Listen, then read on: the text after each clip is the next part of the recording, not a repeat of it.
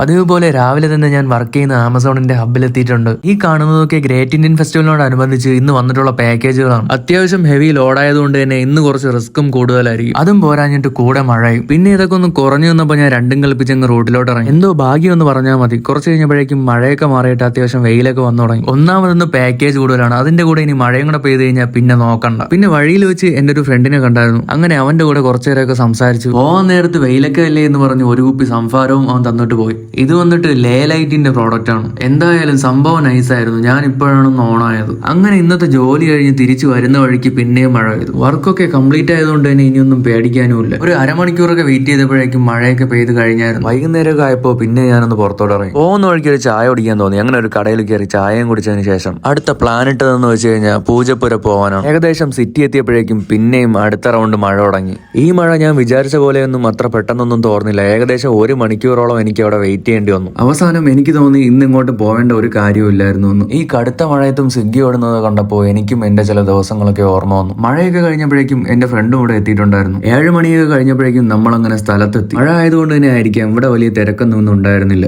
അകത്ത് കുറെ ഷോപ്പൊക്കെ ഉണ്ടായിരുന്നു, പ്രത്യേകിച്ച് ഫുഡ് ഐറ്റംസ് ഒക്കെ ആയിരുന്നു. ഇതൊക്കെ കണ്ട് പുറത്തിറങ്ങിയപ്പോഴേക്കും പിന്നെയും ഇതാണ് അവസ്ഥ. മഴ കടുത്തത് കാരണം റൈഡുകളൊക്കെ അവർ കുറെ നേരം നിർത്തി വെച്ചിരുന്നു. ചൂട് ബജ്ജി കഴിക്കാമെന്ന് കരുതി പോയി വാങ്ങിയതും നല്ല തണുത്തിരുന്നത്. മഴയത്ത് ഒരു സ്ഥലത്ത് കയറി സംസാരിച്ച് സമയം പോയതേ അറിഞ്ഞില്ല. സമയം ഇപ്പോൾ 12 മണി അടുപ്പിച്ചാവാറായി. ഈ മഴയാണെങ്കിൽ ഒട്ടും കുറയുന്നുമില്ല. ഇനി ഇവിടെ നിന്നാൽ രാവിലെ വരെ നിൽക്കേണ്ടി വരും. അതുകൊണ്ട് റെയിൻകോട്ട് ഇട്ട് നേരെ വീട്ടിൽ പോയി.